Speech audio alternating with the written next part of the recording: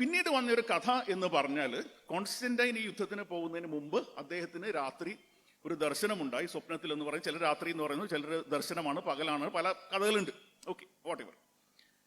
ഇതിൽ ഇദ്ദേഹം സൂര്യന്റെ ഒരു പ്രകാശം കണ്ടു, അതിന്റെ പുറകിൽ ഒരു കുരിശ് കണ്ടു എന്നൊക്കെയാണ് കഥ. പക്ഷെ വാസ്തവത്തിൽ പറഞ്ഞാൽ നമ്മളത് അതിനെക്കുറിച്ച് കൂടുതൽ അന്വേഷിച്ച് കഴിഞ്ഞാൽ ഒരു പക്ഷേ നമുക്ക് മനസ്സിലാകുന്നത് സൂര്യനെയാണ് ഇദ്ദേഹം കണ്ടതായിട്ട് ഇദ്ദേഹം അവകാശപ്പെടുന്നത്. അതിന്റെ പുറകെ കുരിശൊന്നും ഇദ്ദേഹം കണ്ടതായിട്ട് ഇദ്ദേഹം അവകാശപ്പെടുന്നില്ല. പിന്നീട് വന്ന യൗസേബിയസ് എന്ന് പറയുന്ന ഒരു അദ്ദേഹത്തിന്റെ സമകാലീനായ ഒരു ക്രിസ്ത്യൻ ചരിത്രകാരനാണ് ഈ കഥ അതിലേക്ക് എഴുതി ചേർത്തത്. കോൺസ്റ്റന്റൈനെ പറ്റി നമ്മൾ ആലോചിച്ച് കഴിഞ്ഞാൽ, ഇദ്ദേഹം റോമൻ ചക്രവർത്തിമാരെല്ലാവരും, ഇദ്ദേഹം മാത്രമല്ല, അവരെ ദൈവങ്ങളായിട്ട് തന്നെയാണ് ജനങ്ങൾ കണ്ടിരുന്നത്. അവർ ജീവിച്ചിരിക്കുമ്പോൾ തന്നെ അവരൊരു ദേവനെ പോലെയാണ് ട്രീറ്റ് ചെയ്തിരുന്നത്. മരിച്ചതിന് ശേഷം ഇവരുടെ ഡീഫിക്കേഷൻ എന്ന് പറഞ്ഞിട്ട് ഇവരെ ദൈവങ്ങളാക്കിയിരുന്നത്. ജൂലിയസ് സീസർ മുതലുണ്ട്. ജൂലിയസ് സീസർ ദൈവമായതുകൊണ്ട് തീർച്ചയായിട്ടും അടുത്ത് വരുന്ന ഓഗസ്റ്റ് സീസർ, അദ്ദേഹം ദൈവത്തിന്റെ പുത്രൻ എന്നാണ് പിന്നീട് അറിയപ്പെടുന്നത്. അദ്ദേഹം ഒരു കുട്ടി ദൈവമാണ്. അങ്ങനെ ഇവരെല്ലാവരും ദൈവിക പരിവേഷത്തോടെയാണ് ഇവർ പോയിക്കൊണ്ടിരുന്നത്. കോൺസ്റ്റന്റൈൻ്റെ ദൈവം എന്ന് പറഞ്ഞാൽ അദ്ദേഹത്തിന്റെ അന്നാ കാലത്ത് അപ്പോളോ അല്ലെങ്കിൽ സോൾ ഇൻവിക്ടസ് എന്നൊക്കെ പല പേരിൽ അറിയപ്പെടുന്ന സൂര്യദേവനെയാണ് ഇദ്ദേഹം ആരാധിച്ചുകൊണ്ടിരുന്നത്.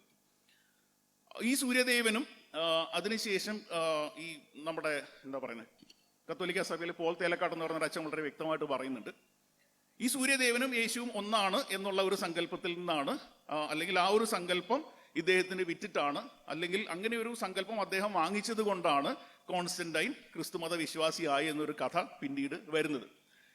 കോൺസ്റ്റന്റൈൻ്റെ ഇതിനെപ്പറ്റി ഒന്ന് രണ്ട് അതിനൊരു കാരണം, ഇദ്ദേഹം ക്രിസ്ത്യാനി ആയിട്ടില്ല അല്ലെങ്കിൽ കുരിശിന്റെ ദർശനം ഉണ്ടായി എന്ന് വാദിക്കുമ്പോൾ മറുവശം നമ്മൾ മനസ്സിലാക്കേണ്ടത്, കോൺസ്റ്റന്റൈൻ ഈ വലിയ യുദ്ധത്തിന് ശേഷം അദ്ദേഹം ഒരു വലിയൊരു ആർച്ച് ഉണ്ടാക്കിയിട്ടുണ്ടായിരുന്നു. അദ്ദേഹത്തിന്റെ വിജയത്തിന്റെ സ്മാരകമായിട്ട് ഒരു ആർച്ച് ഉണ്ടാക്കിയിട്ടുണ്ടായിരുന്നു.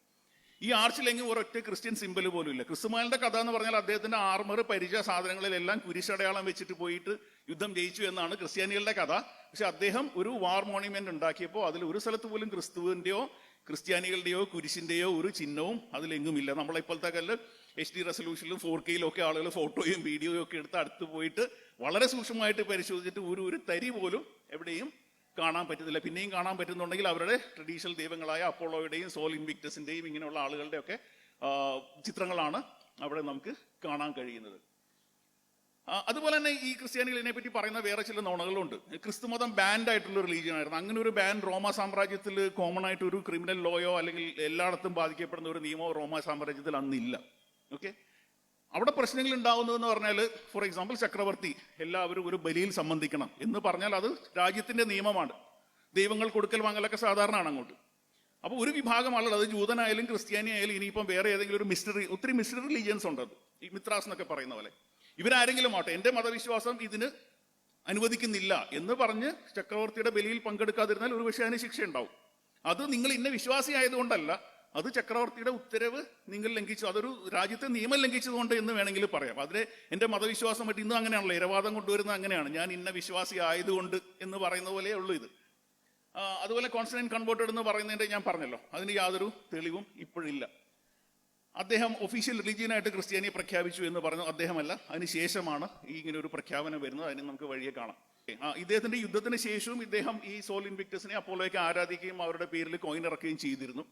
ഇദ്ദേഹത്തിന്റെ പേഴ്സണൽ മോറൽസിന്റെ കാര്യം പറഞ്ഞാൽ, അദ്ദേഹത്തിന്റെ ഒരു 10 വയസ്സോ മറ്റുള്ള ഒരു അദ്ദേഹത്തിന്റെ മരുമകനെ ഇദ്ദേഹം കൊല്ലുന്നുണ്ട്. അടുത്ത സാമ്രാജ്യത്തിലെ എംപററായിട്ട് അദ്ദേഹം ഉയർന്നു വരുന്നുള്ള ഉദ്ദേശത്തിലാണ്.